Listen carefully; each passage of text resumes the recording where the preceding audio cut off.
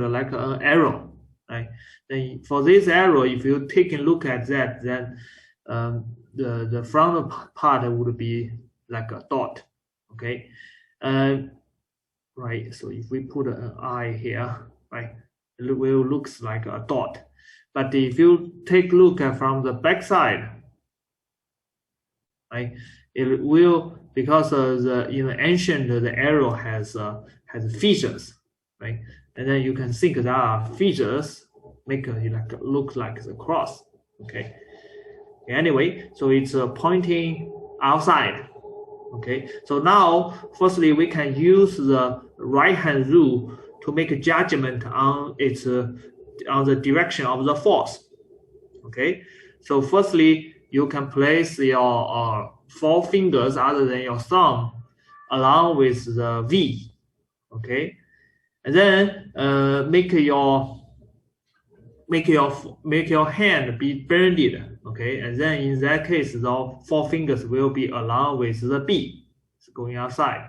Okay, and then in that case, your thumb will be pointing to the V cross product of B. Okay, it will be like something like this. Okay, the V, the B, okay, as a dot. Okay, and then the F. Okay, and also because as you can see, it is a proton. Okay, proton is a positive in charge, so that the F is just at the same direction as the V cross product with the B. Okay, okay, so that is for the direction. Okay, and then let's see what we want to have in this problem. Okay, we have known the B field, the magnitude. Okay, we have known the total energy of the proton. Okay, and then this energy we can convert it into the velocity of the proton. Okay, and then we want to know what is the force. Okay, so basically first step we want to convert the energy into the velocity. Okay, and then use the F equals to QVB to calculate what is the force on the proton. Okay, so for the kinetic energy, we have the kinetic energy equals to 1/2 mv squared, right? So that if you solve that, you will achieve the V equals to square root of the 2k over the m.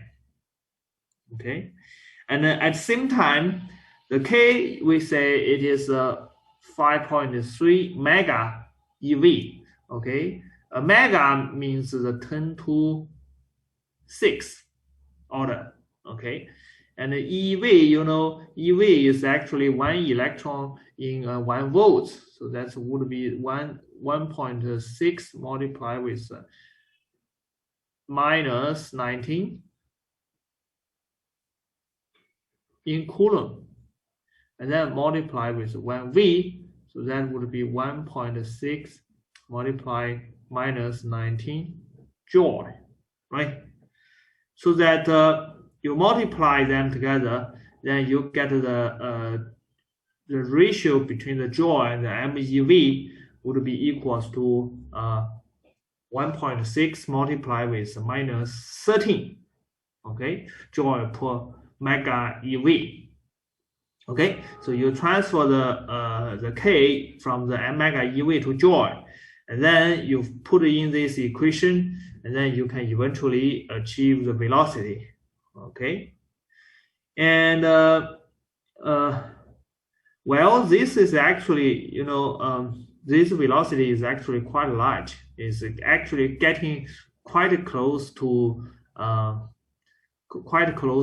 light speed of light. Okay, that's something, well, but we have not learned relativity. So if you are really thinking about that, that is actually have the effect of theory of relativity on that, right?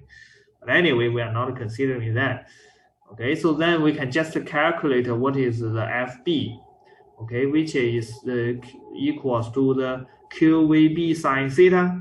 Okay, Q is the electron's charge. Okay, V we just calculated, and B is already given. Sine theta is sine 90 degree, right? Because as you can see in the last page is perpendicular. So that we put together, then we have the final answer for the F. Okay, so that's a simple example. Okay, we can think in another case. Okay, the crossed field. Okay, the crossed field means when they have the perpendicular electric field and the magnetic field when they have perpendicular to each other. Okay, that is actually called the crossed field, because both these two fields can produce the forces on the charged particle. Okay, so then they can interact together. Okay, so this crossed field was actually originally examined to during the discovery of the electrons. Okay, so actually in this slide we will actually utilize the electron for the other demonstration. Okay, so the electron was originally discovered by the J.J. Thomson. Okay, he discovered the electron by observation of the charged particles.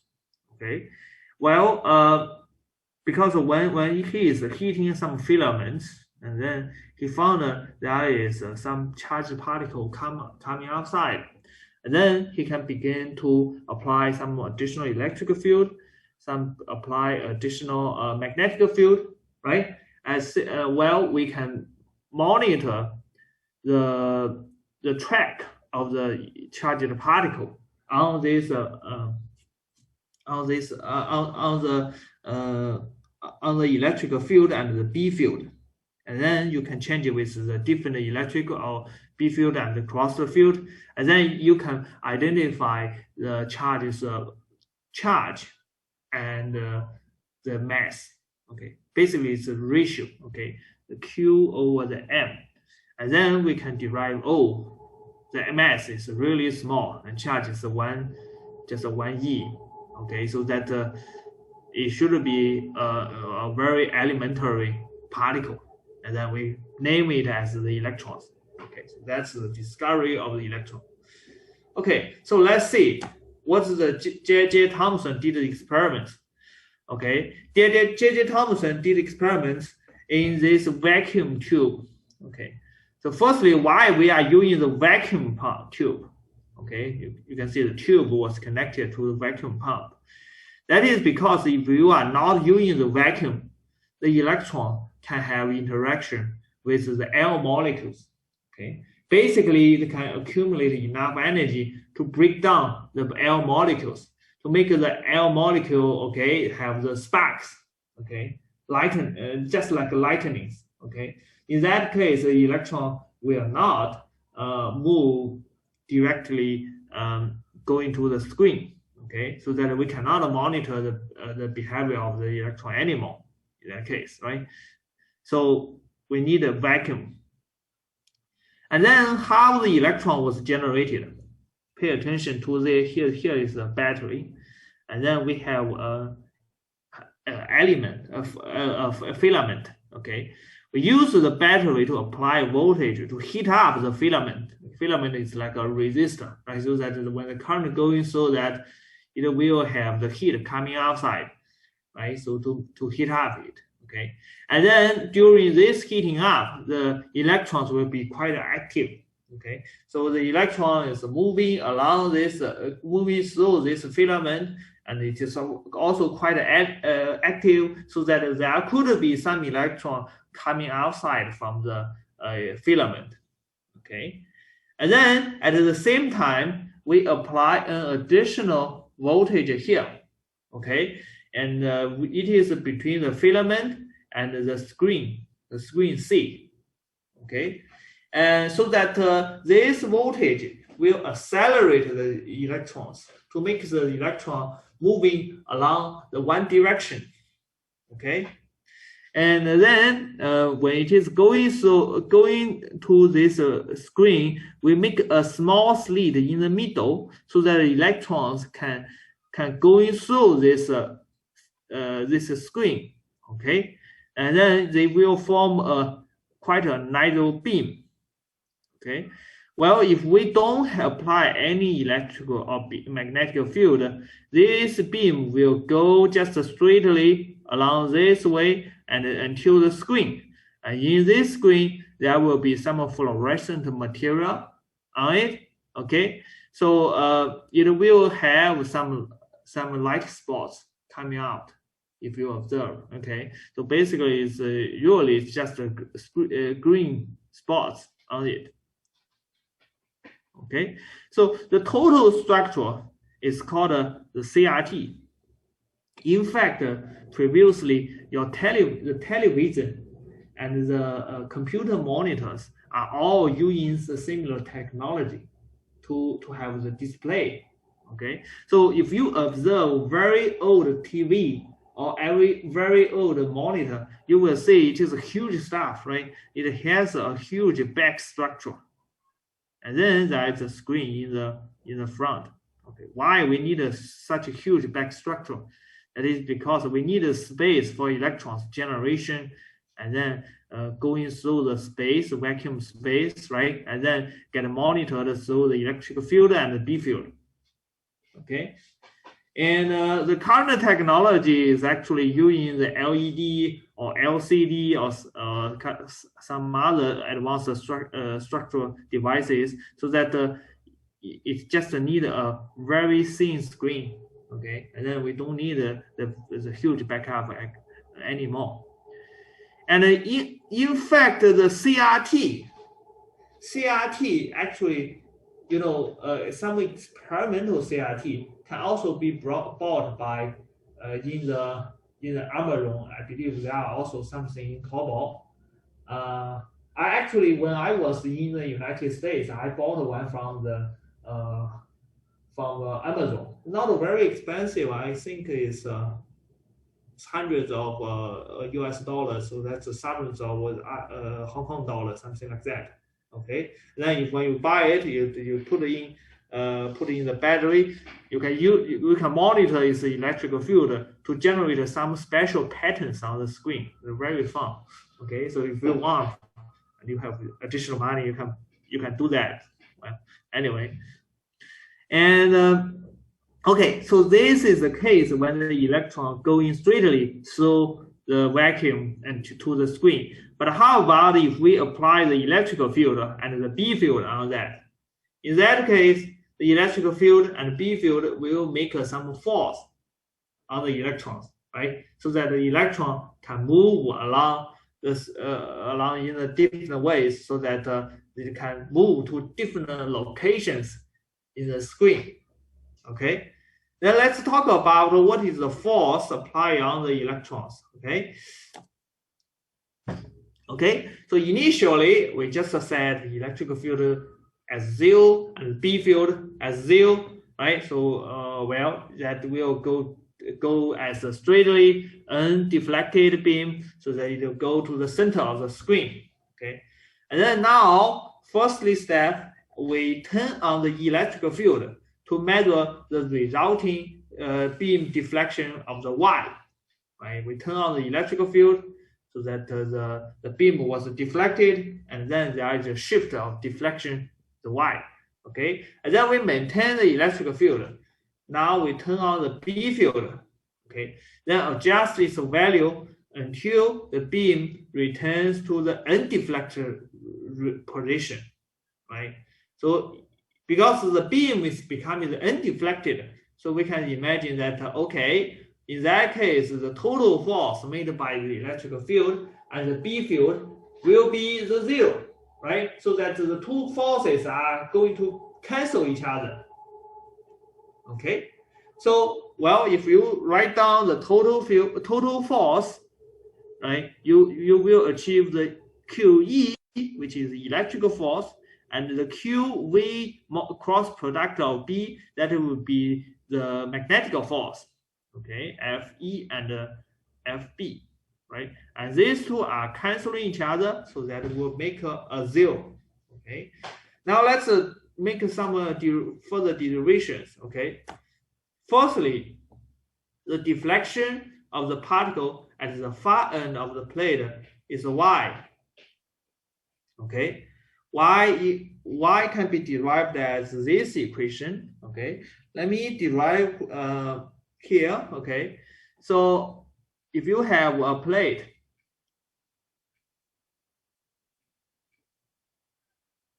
you are applying an electric field.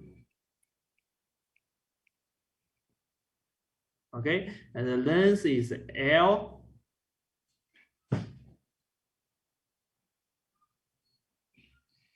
Okay, and now we have the force on the electron, so that the force equals to F equals to QE. Okay, I know someone is asking question. I will get to the question later. And then A, the acceleration equals to F over M, so that's a QE over M. Okay. At the same time, you know, the force is actually on the vertical direction, right? So we're not touching to the horizontal direction.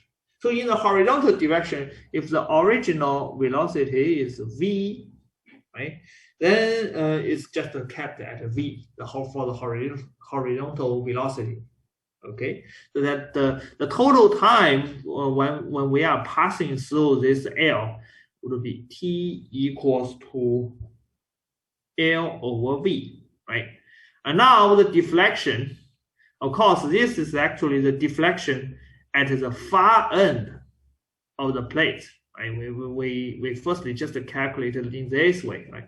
So if you are saying it is continue moving until it is going to you know, the screen, well, that will have an additional deflection of the y. But here we just calculate deflection at the far end. So that way we will have the 1 over 2 AT squared. Okay, and then put all your parameters, you will achieve this one. Okay, so that's why we can achieve this one. Okay, someone is asking question, why not two electric field or two B field are used, but one electric field and one B field are used at the same time? Okay, anyway, actually, you know, if you buy your own CRT tube, you can actually do any many electrical field, many B field as you want. But here we are targeting to demonstrate how could we discover, how could we confirm with electron, right? So that we just demonstrating that is one method here, okay? And also, if you have the two electrical field, well, that's equivalent to say you have one electrical field, but it is applied in the other way, right? Okay, so anyway, okay, when the two fields are adjusted so that the two deflection forces acting on the charged particle cancel, so that we are going to have the QE equals to QVB sine theta. Okay, sine theta, you know, is just 90 degree. We usually use the cross the field, right? So that's perpendicular to each other, right? Get cancel, right? We have the directly equal to QVB. Okay, in that case, we have the V equals to E over the B. Okay, well, in that case, we can use the V going to this direction, this equation, right? V will be E over the B. And then we can solve what is the ratio between the M and the Q, so that we will achieve this one. Okay, so from that, we can calculate what is the M over the Q. Okay, and then there is another question. Why we are not considering another force, the gravity force? Someone is asking why E over the B. Okay, so if you have the QE equals to QVB, right? You solve that, QQ get across, right? Then V, then B go to the other side, then the E over the B, right? Okay, so why we are not considering the gravity force?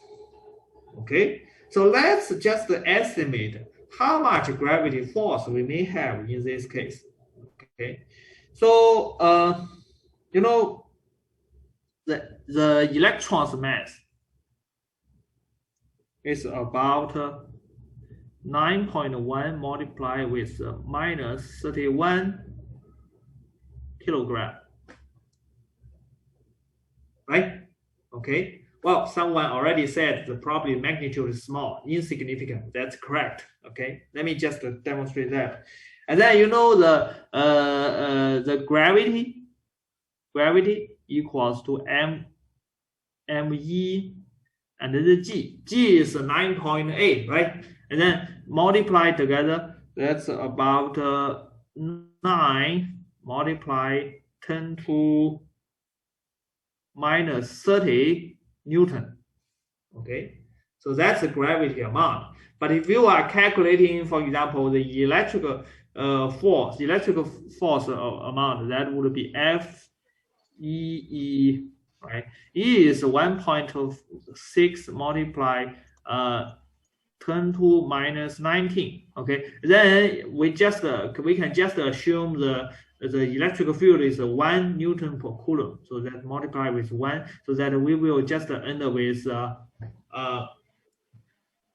1.6 multiply 10 to minus 19 Newton. Okay, so as you can see, when the gravity is just minus 30, but the electrical field force is minus 19, right? So that the electrical force is much larger than the gravity. Okay, so that we are not considering the gravity force. Okay, in fact, in a lot of the problem for the small particles, right, we are just ignoring the gravity, right? Because in that field, compared to the electrical B fields, the forces, the gravity is very small. Okay. Okay, so let's talk about the Hall effect we discovered from the cross the field. Okay, the Hall effect was supposedly to be the lab 1, but unfortunately this year we cannot do the lab, right? So much unfortunately. Anyway, a beam of electron in vacuum can be detected by a magnetic field. Okay. Well, question is, can the drifting conduction electron in the copper wire also be deflected by magnetic field? Well, we think it should be, right? Any charge should be have the force and the B field and the E field, right?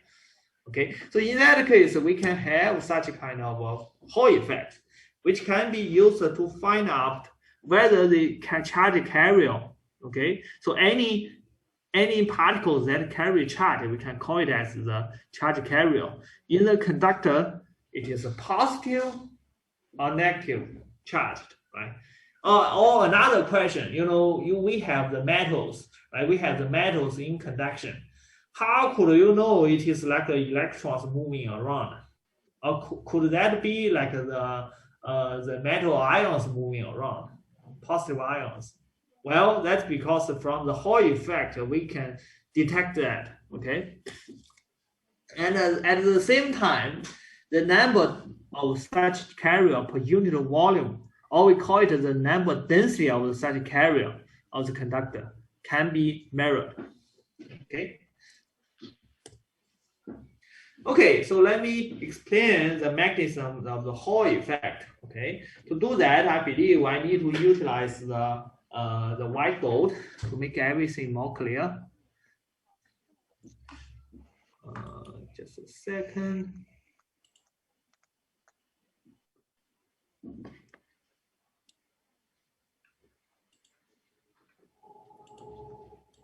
Just a second now.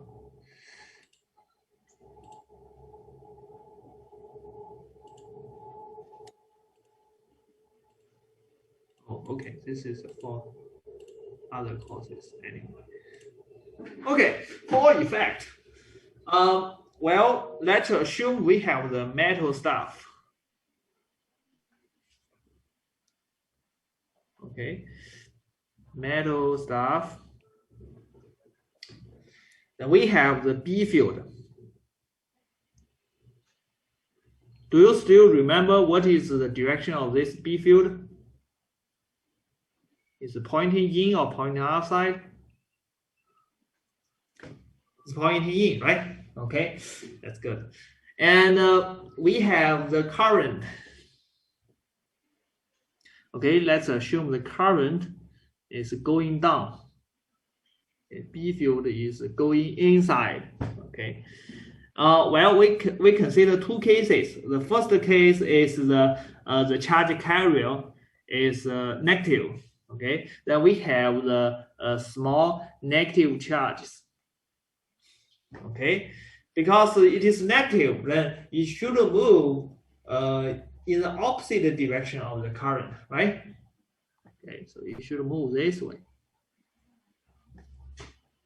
Okay, so now let's do an estimation on what is the force on this charge. Okay, now we should use the right-hand rule, right?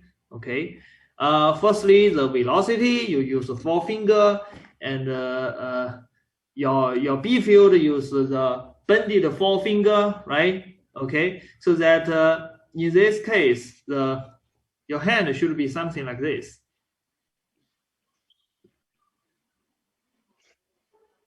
Right? Then your thumb should be pointing left, okay? But it is a negative force, right? So that the end up force will be pointing right. This is your FB, okay? And this FB will actually change the direction of the moving charges, right? So it will make the charge turns to the right. Okay, so finally the charge will move something like this. Okay, all the charges, right? And then the charge will actually get accumulated on the right side of the metal. Okay, in the other word, here there are a lot of negative charge on the right side. Okay, and also because the total metal, it should be neutral. And if the right side has a lot of negative charge, so equivalently we have a lot of positive charge.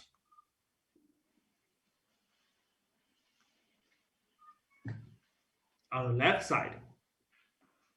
Okay, until because the positive charge and negative charge can make some additional electric field, right? Okay, so the additional electric field will have this direction, and this additional electric field will make an additional electrical force, which is pointing left, right? Because it's negative charge. Okay, so you can see the charge will accumulate until the electrical force can be in balance with the original B force, so that if you have some additional charge moving on, you will still going straightly going forward. Okay, right? So that in that case, we will generate some voltage potential between the left and the right side. Apparently, here the voltage is high, here the voltage is low, right? So that we can have some voltage measured between the left and right side. Okay, so that is the case for the negative charge. And now let's talk about what is the case for the positive charge. Similarly, we have the metal. We have the B field.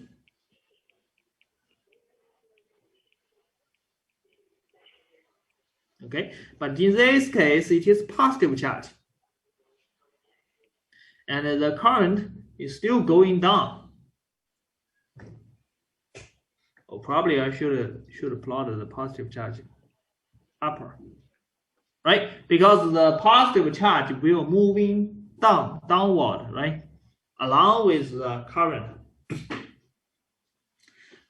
So in that case, we can make a judgment on what is the B field for B force on the magnetic force on the positive charge, right? So you can take up your right hand again, okay, and then forefinger along the V, and then turning, and then forefinger along the B, so that it would be something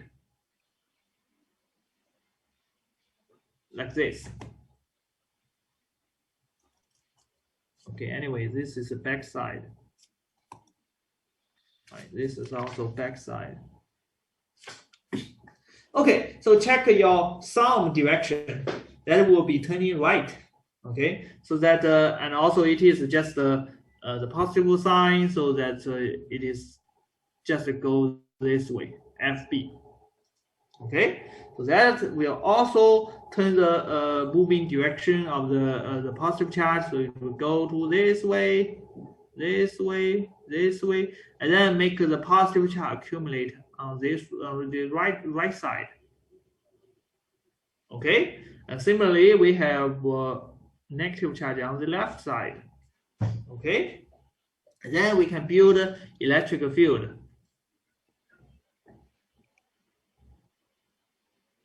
Right, we have the potential difference similarly. Okay, and this will accumulate until the force generated by the electric field can be imbalanced with the B field. Okay, so as a comparison between the two cases, you can see if it is negative charge, you will have the left side higher potential, right?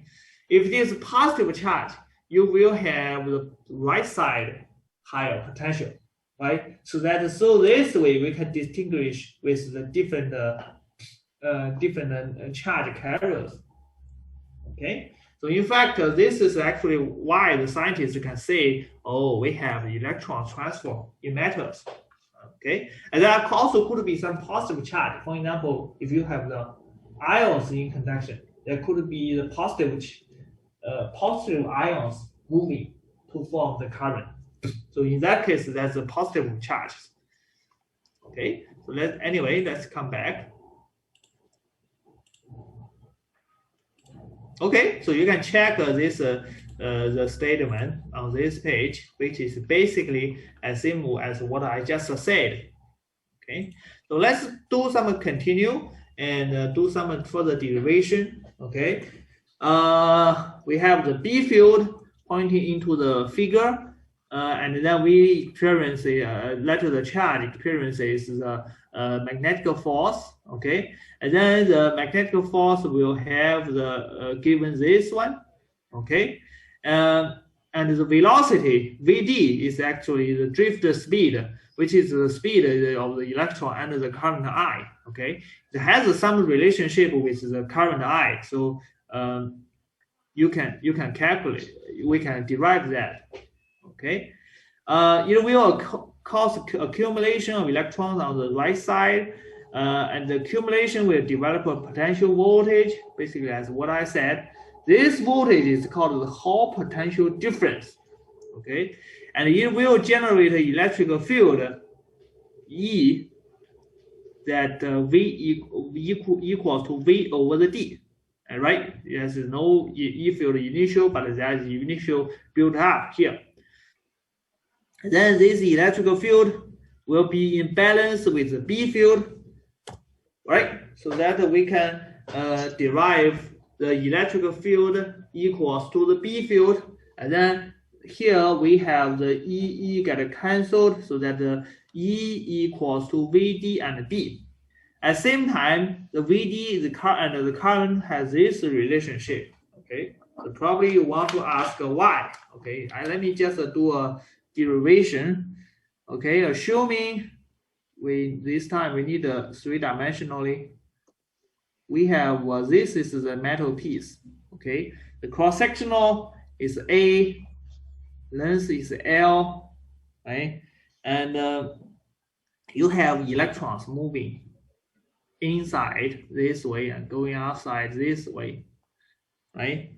And if you have the velocity of the electrons as the Vd, and then the total current, right? Total current is actually, the delta Q over the delta T, right? At the T time, what is the total charge going through that, right? And in that case, the delta Q is how much charge passing through a certain cross-sectional area, right? So that the delta T, you can think how much time you're going past this volume, okay? So that delta T would be the L over the Vd, okay? And the delta Q would be actually related to the number density of the charge multiply with the cross-sectional area multiply with the L, okay? Basically the total volume, okay? So now we get across with the L and then make it equals to NAVD, okay? And well, we also need to have multiply with the unit electron, right? So that well, you can solve that. That would have the Vd. Sorry.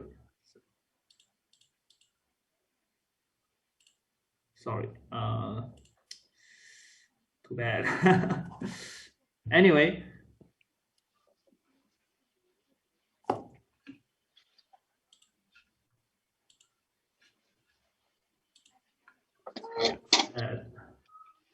Click wrongly.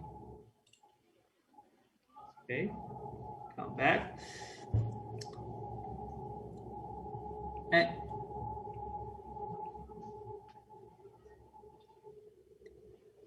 okay, so we have just derived the current equals to delta Q, delta T, which equals to En volume over the L over T. No, L over the Vd, right? Okay, volume is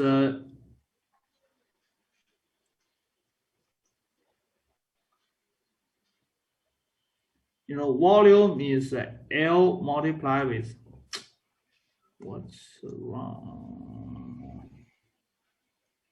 Okay, anyway, let me just write down. Volume is LA, right? If you have the area, the length, okay, and then you get a L and L get crossed, and then so what is for the Vd, you will have the current over the NEA, okay, which is this equation. And this N is the number density of the carriers, the number per volume, okay. The I is the current, and E is the electrons charge, and A is the cross-sectional area. Or in another way, we can say the I over the A just equals to the J, which is called the current density. Okay.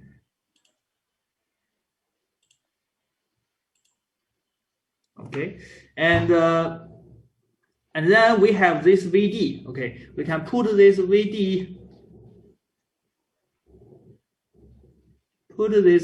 into here. Okay, and so that we can achieve the E equals to this one. Okay, or in another way, we can derive the N equals to Bi over the VLE. Okay. VLE, right? So because the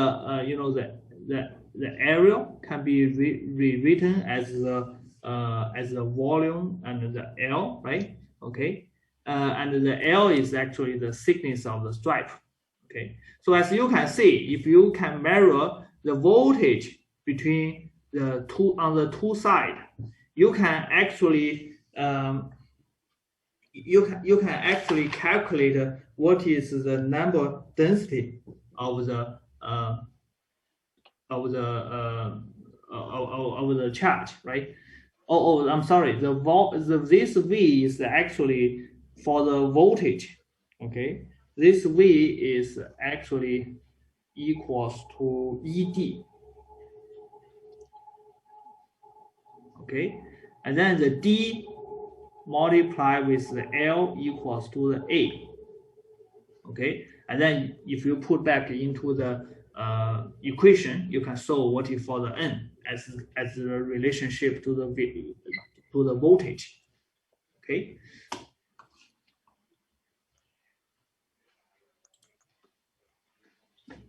Okay, so let's see another example. Right. So the potential difference set up across a moving conductor. Okay, so if we have a solid metal cube, the edge length is d equals to 1.5 centimeter. Okay, it is moving in the positive y direction at a constant velocity v of the magnitude of 4 meters per second. The cube moves through a uniform magnetic field, okay, and is in the positive z direction. Oh, okay, it's already plotting the three-dimensionally like this way. Okay, so firstly, we can make a judgment on its direction. Okay, the velocity is going outside, and the B field is going to the z direction. Okay, so let's see what is the force, the magnetic force on the electrons inside the cube. Okay, assuming we have a lot of electrons because it is metals, right? And then the electrons will experience some B field. Okay, and the electron was originally moving along with the cube. Okay, then what is the force, magnetic force on the electron? Okay, we can make a right-hand rule to make some judgment. Okay, do you know what is the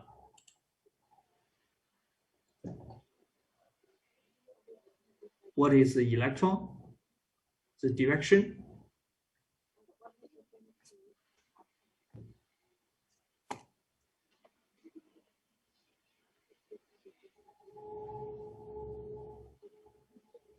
Right, it is toward the y-axis, right? We can make firstly 4 fingers like this, right? And then B field is going this way. And then this is the back side, okay? And then it is your thumb is pointing left side, okay? And also it is because it is negative, so that the force will be pointing to the right side, okay? Okay, so as you can see, the force on the electron are moving right side, okay? And then they will actually accumulate on the right side, okay? Or equivalent to say we have positive charge accumulate in the left side, right? So that if you are asking which cube surface has a lower electrical potential, then that must be this surface, right? And which has a higher electrical potential must be in the left side. Okay. Okay, someone is asking, sorry, what does the Hall effect tell us about? Okay, anyway, let me just briefly repeat. The Hall effect actually tells you a phenomenon. When you have the B field on the metals or other conductors, when there is a current going through, you will generate the voltage potential difference between the two sides, right? And from this voltage potential's direction, you can judge whether it is a positive charge moving and negative charge moving, firstly. And secondly, from the voltage amount, you can derive what is the charge carrier's density. Okay, number density. Okay, as going with this equation. Okay, so that is the Hall effect. Okay, so it's already the time. we can continue talk about this example from the next week. Okay, so here I can stop. If you have questions, and otherwise I will just finish to see you the next week. Okay.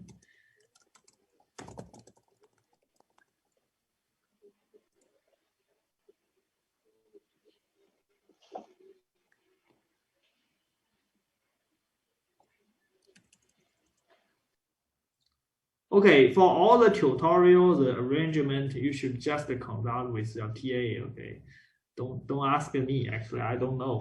Like TA make arrangement depends on them. Okay.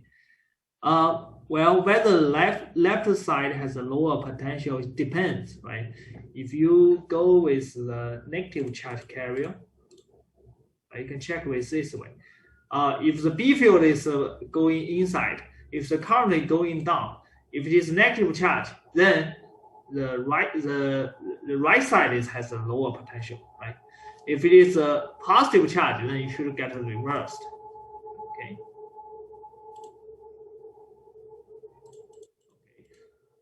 For this example, is the right side is lower, the left side is higher. Okay. Actually, every cases you should do the analysis by case, right? It should be different. And by the way, for this example, if you have the positive charge, if you do the analysis, you will find the same result, right? Because in this case, it is the total cube is moving, so that the positive and negative charge is moving together, right?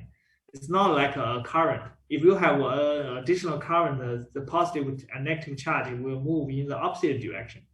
That's different. Okay.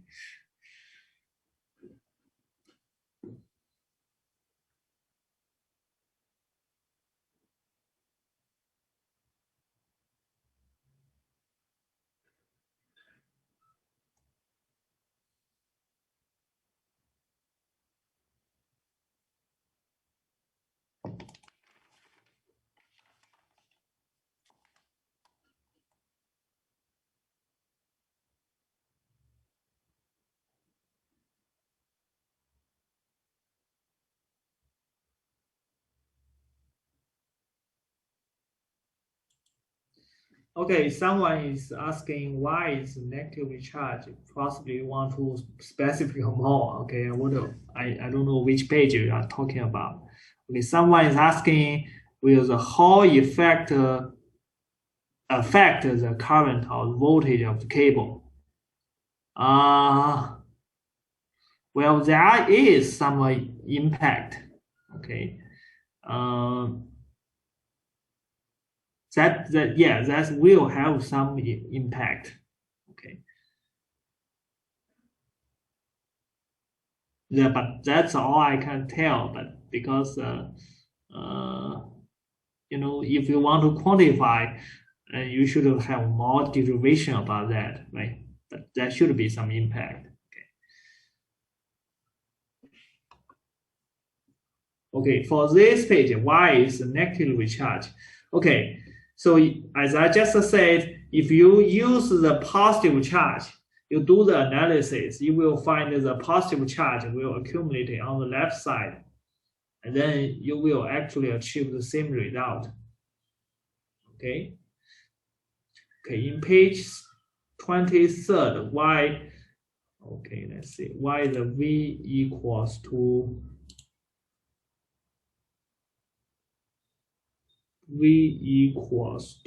J over NE. Okay, sounds like I have. Well, you basically missed all my derivation here. Anyway, if you have the current going through this structure, right? Then you have a current. You have the charge going through that. And then you can check here, the current equals to delta Q delta T over the delta T, right? And then delta Q can be used the charge on the single electron, right? E. multiply with the number of density of charge carriers n, okay, and then multiply with the total volume, right? So that's the total charge, NEV, okay. V equals to E multiplied with the L. Let me rewrite this part. LA, okay. And then in the bottom, the delta T equals to the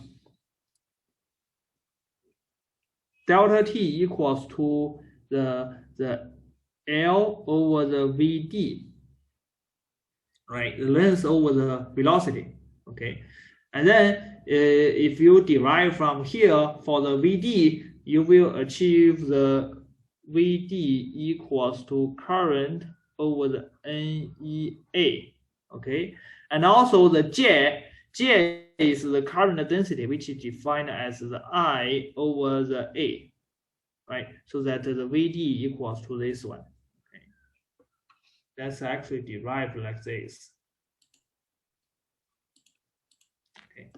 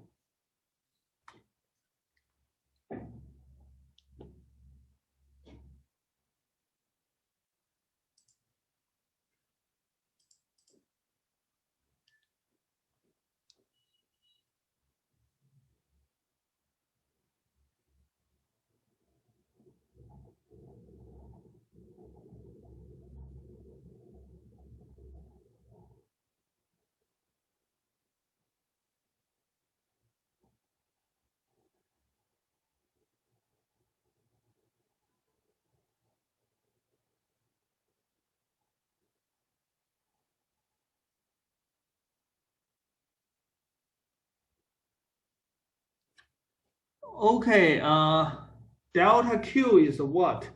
Okay, the delta Q is, I equals to delta Q over delta T.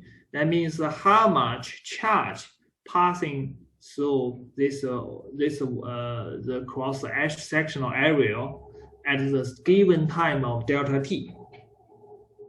Okay, so we can just assume originally there is a lot of charge inside. Okay, probably I have to talk about this more, right? A lot of charge here. And the total charge number is actually N multiplied with the volume LA, right? Then the total charge is then multiplied with the E, right? This one will be equal to delta Q. So we assume this delta Q escape away from this volume going forward, right, at the time of delta T. Okay, but then the delta T is just L over the VT. Okay, so if you ask what is delta Q, is basically all the charge in this volume that will be escape away during the time of delta T. Okay.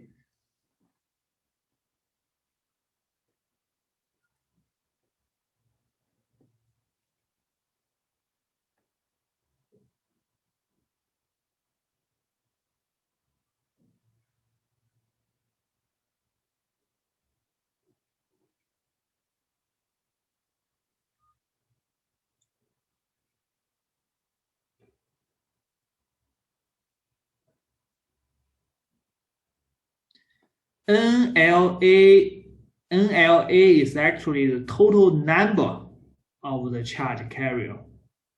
Just like if the charge carrier is electron, it's just the total number of electrons, but still not yet the total charge, right? If you want to have the total charge, you should multiply with the E, right? The electrons charge.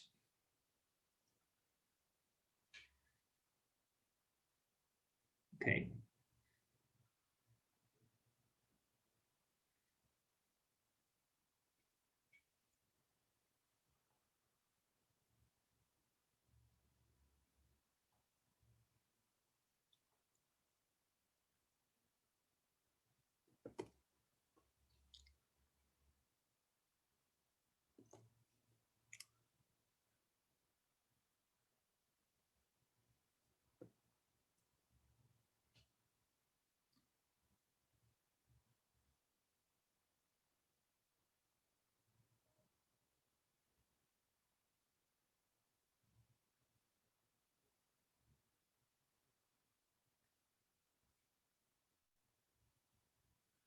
Okay, sounds like you don't have further questions. In that case, we can finish and see you in the next week. Okay, bye-bye.